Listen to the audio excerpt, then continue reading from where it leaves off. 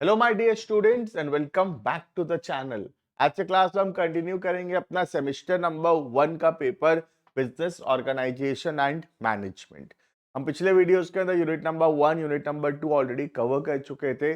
आज का टॉपिक होगा मैनेजमेंट और लीडरशिप के बारे में। But before we start the video you can check the description में एक ऐप का लिंक है।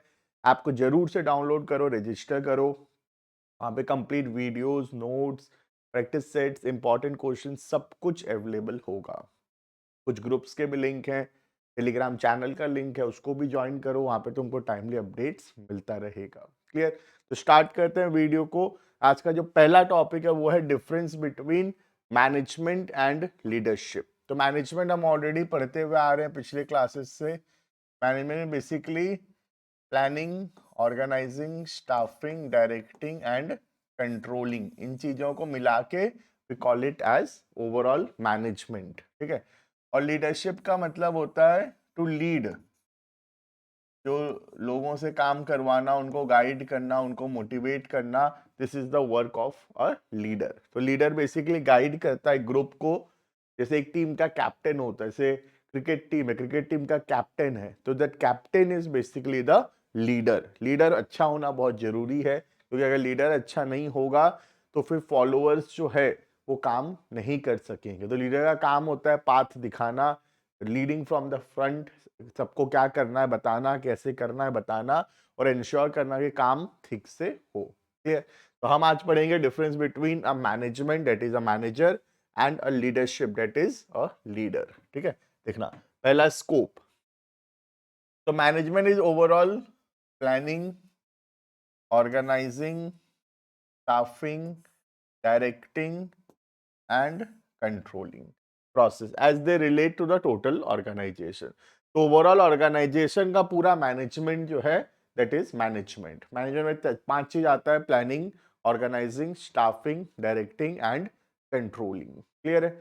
Next, leadership. लीडरशिप का मतलब होता है लोगों को इन्फ्लुएंस करना, प्रभावित करना। Influencing group processes resulting in establishment of goals that will contribute to higher level of attainment and satisfaction। Leading is a part of management। तो management का एक part है leadership। Leadership is just a part of the overall management। What do you mean by leadership? Leadership is basically influencing people, influencing the group and getting the work done. That is a work of a leader। Clear? Next, interest management focuses on promoting interest by the entire organization by balancing interest of various groups। तो ensure करता है कि organisational interest हो, organisation का goals achieve हो,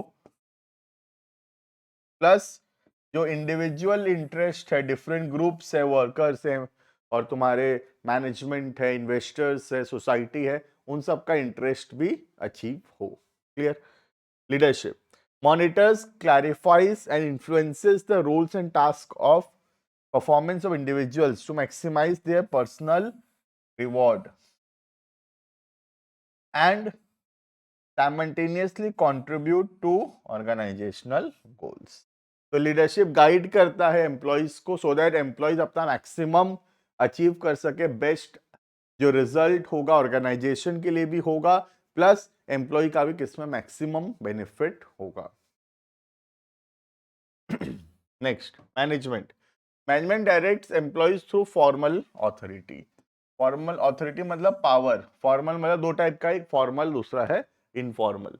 तो leader influence करता है थ्रू बेसिकली इनफॉर्मल अथॉरिटीज, और यहाँ पे है formal authority. Structure, management has formal structure,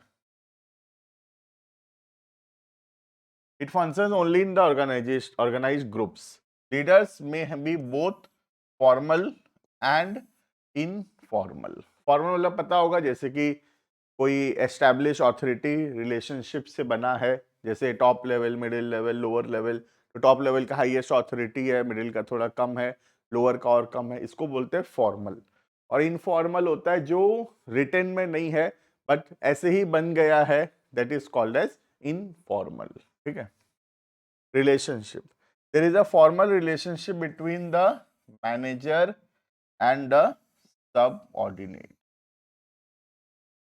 Leadership, there is an informal relationship between a leader and a follower.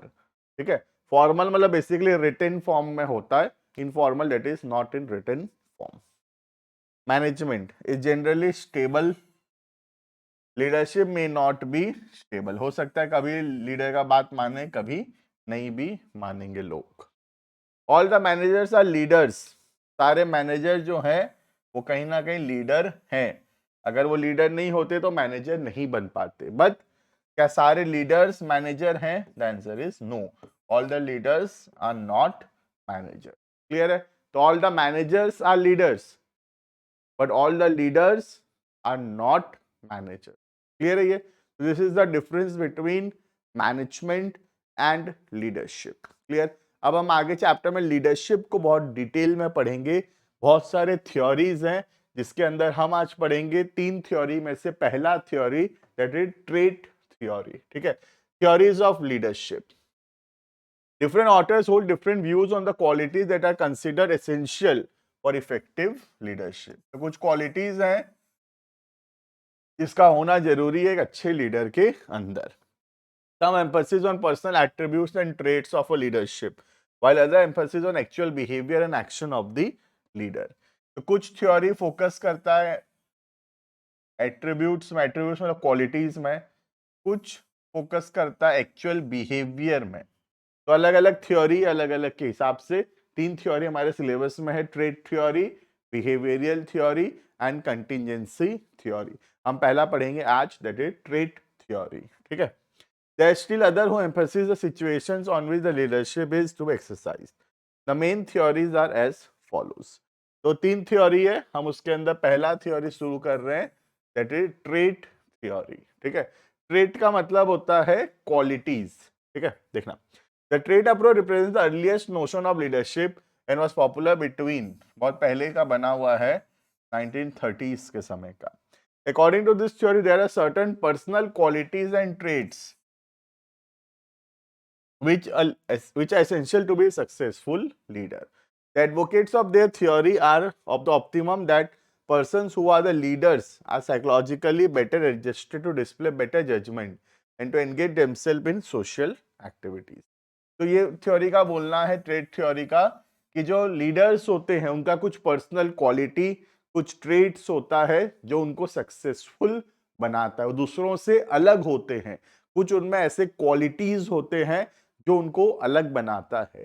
तो ट्रेट थ्योरी का बोलना है, in order to become a good leader you must have certain qualities in you. If you don't have those qualities, you cannot become a good leader. Clear? Most of the trait theorists believe that leadership traits are inherited or inborn and this cannot be acquired by learning. बहुत लोगों ये theory का मानना है कि जो trait है वो बाय बॉर्न होता है, मतलब पैदाइशी लीडर होते हैं. लीडरशिप किसी में लाया नहीं जा सकता. लीडरशिप क्वालिटी उन लोग इन बॉर्न लीडर होते हैं. ठीक है, जैसे कि हमारे नरेंद्र मोदी जी, उनको लीडरशिप सिखाने का जरूरत नहीं है. He is a inborn leader. वो जब से पैदा हुए हैं बचपन से उनमें ऐसे क्वालिटीज हैं, ऐसे एट्रीब्यूट्स हैं जो उनको बाकियों से अलग बनाता है. क्लियर? तो क्या है वो क्वालिटीज जो एक लीडर में होना जरूरी है? तो what are the traits of leadership? Traits मतलब you have understood. Traits means qualities of leadership. ठीक है, अभी हम बहुत सारे क्वालिटीज पढ़ेंगे. एग्जाम में हो सकता है हमको सारा याद ना भी रहे, तो कोई भी 6-7 अगर हम लिख कर आते हैं that is also sufficient. Clear है? तो पहला पॉइंट आता है इसमें intelligence. This trait is considered to be the most important trait. Leaders generally have higher level of intelligence. In order to become a leader, you must have a higher level of intelligence than the average of their followers. Intelligence is a natural quality of a person to a great extent because it is directly related to the brain. As the human beings are born with their brains, it is generally said that leaders are born and not made. Clear है? तो पहला quality जो है वो है intelligence. अगर एक person intelligent नहीं होगा तो फिर कोई भी उसको लीडर नहीं मानेगा. तो एक लीडर के पास इंटेलिजेंस होना बहुत जरूरी है, जो उसके फॉलोअर्स हैं उनसे बहुत ज्यादा जो इंटेलिजेंस है वो लीडर का होना जरूरी है। और क्योंकि इंटेलिजेंस जो है वो ब्रेन से रिलेटेड है और ब्रेन तो इनबॉर्न होता है, इसीलिए बोला गया है कि लीडर्स जो है वो बॉर्न होते हैं, they are not made. Clear? और क्या क्वालिटी होना जरूरी है? Second, psychological factors. Physical features of person determine his personality, which in turn is an important factor in determining success. Like the person कैसा दिखता है, उसका height, weight, physique, health, appearance, ये सब भी बहुत हद तक important है। ठीक है? A person with a strong impact and strong personality will be a very good leader. तो एक अच्छा लीडर होने के लिए हमको इन सब चीजों पे भी ध्यान देना जरूरी है, height, weight, physique, health etcetera. Clear है? Third, emotional stability. एक पर्सन में higher level of emotional stability होना जरूरी है। अगर वो बहुत ज्यादा इमोशनल है तब वो अच्छे डिसीजंस नहीं ले सकेगा। तो इमोशनल टाइम में उसका सही तरीके से सोचना, इमोशनली स्टेबल होना बहुत जरूरी है। He must be consistent in action, should not be biased and should know to control anger. गुस्सा कंट्रोल करना आना चाहिए और वो बाइस्ड नहीं होना चाहिए, मतलब किसी को फेवर करे ऐसा नहीं होना चाहिए। He must be well adjusted and self-confident personality who believe that he can handle most of the situations successfully. Clear है ये? Next, और क्या क्वालिटीज होना जरूरी है? Fourth, intense inner motivation. खुद का मोटिवेशन बहुत स्ट्रांग होना जरूरी है। Successful leader generally have very intense inner motivational drives. खुद बहुत ज्यादा सेल्फ कॉन्फिडेंट होते हैं। They have their inner urge to keep on accomplishing something all the time. Not only should be self-motivated, but he must have the requisite quality to motivate the others also. खुद तो motivated होना जरूरी है, but he must be having quality to motivate others. He should play an active role in stimulating the inner drives of his followers also. तो follower को guide करना, follower को समझाना, उनको मोटिवेट करना, ये क्वालिटी भी होना बहुत जरूरी है। Clear? Next, human relations attitude. The success of a leader depends on the cooperation of the people. लोगों का कोऑपरेशन से ही वो सक्सेसफुल बन पाएगा। That is why successful leader must possess human relation. हमारा गुड ह्यूमन रिलेशन एटीट्यूड होना चाहिए। लोगों के साथ हमारे रिलेशंस अच्छे होने चाहिए। अगर अच्छे रिलेशंस होंगे तो लोग कोऑपरेट करेंगे, और लोग अगर कोऑपरेट करेंगे तभी हम अपने काम को एकम्प्लिश कर सकेंगे। Clear? He should always try to develop social understanding with other people. He must have intimate knowledge about the people and the interpersonal relationship. It is very important for a leader to possess knowledge of how human beings react to different situations. कौन सा व्यक्ति कौन से situation में कैसा behave करेगा, हमको इसका थोड़ा प्रेडिक्शन, थोड़ा नॉलेज होना जरूरी है। Clear? Next, vision and foresight. Future predict कर पाना चाहिए, फ्यूचर देख पाना चाहिए। A successful leader should have the capability to look into the future and visualize what can happen. क्या हो सकता है? अगर हम पहले से प्रेडिक्ट कर सकते हैं तो हम सिचुएशंस का ज्यादा बेटर बेनिफिट्स उठा सकेंगे। राइट? Next, empathy. एम्पैथी का मतलब होता है दूसरों के सिचुएशन में अपने आप को रखकर उनके फीलिंग्स को समझ पाना। That is called as empathy. Right? देखना, empathy is the ability of a person to observe the things or situations from the point of view of others. Empathy is an important aspect of successful leader. An effective leadership should know what makes the other fellow think as it does, even though he does not necessarily agree with him. On the basis of empathy, he can predict and understand the behavior of people, but for that he must have understanding of rights, belief, values and feelings of other people. Empathy का मतलब होता है अपने आप को उनके situation पे रखकर वो कैसा बिहेव करेंगे, ये बात प्रेडिक्ट कर पाना, that is called as empathy. और अगर हमारे में एम्पैथी होगा तो हम लोगों को बेहतर समझ पाएंगे, लोगों को बेहतर गाइड कर पाएंगे, बेहतर प्रेडिक्ट कर पाएंगे कि वो लोग कैसा बिहेव करेंगे कौन से सिचुएशंस के अंदर, right. Next, fairness and objectivity. Cheat नहीं करना चाहिए, फेयर होना चाहिए, है ना। अ good leader must show fairness and objectivity in dealing with subordinate. He should not be biased, किसी की तरह बाइस्ड होना नहीं चाहिए।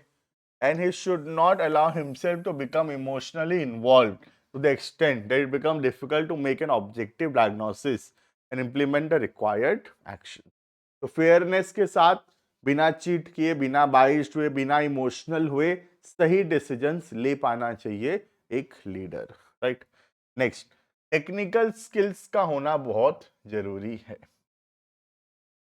Planning, organising, delegation, analysis, seeking advice, making decisions, controlling and winning corporations constitute technical competence of a leader. तो ये सब कुछ का नॉलेज उसको होना जरूरी है, क्योंकि अगर ये सब कुछ वो ठीक से नहीं कर पाएगा then the followers, the subordinate will not support the leader, right. Next, open mind. Flexibility and open-mindedness is a quality which makes a leader more identified with the group. He should not be critical of others.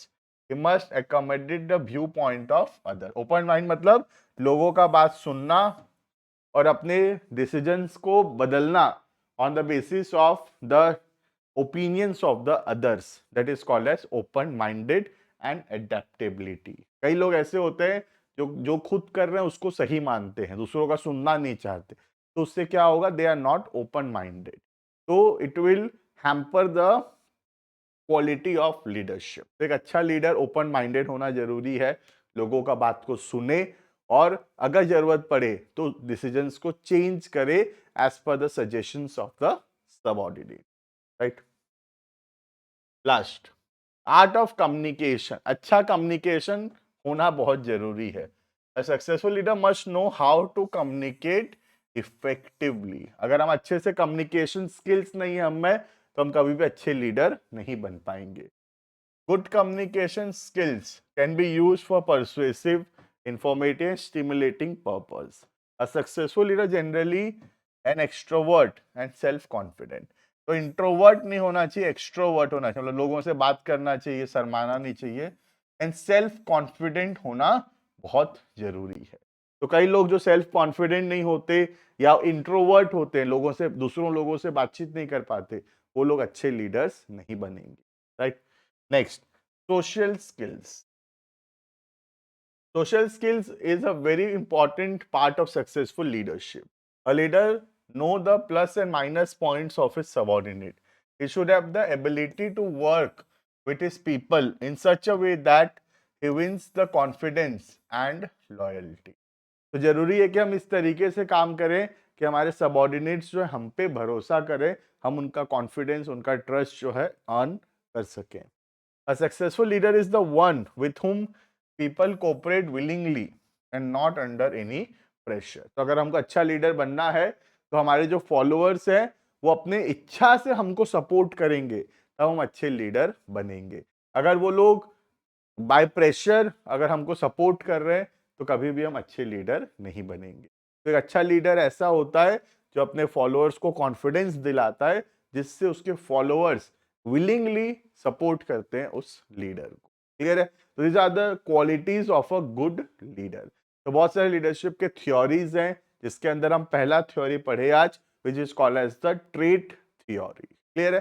बाकी मिलते हैं आने वाले classes के अंदर, वहां पे हम behavioural theory and contingency theory जो है उसको कंटिन्यू करेंगे।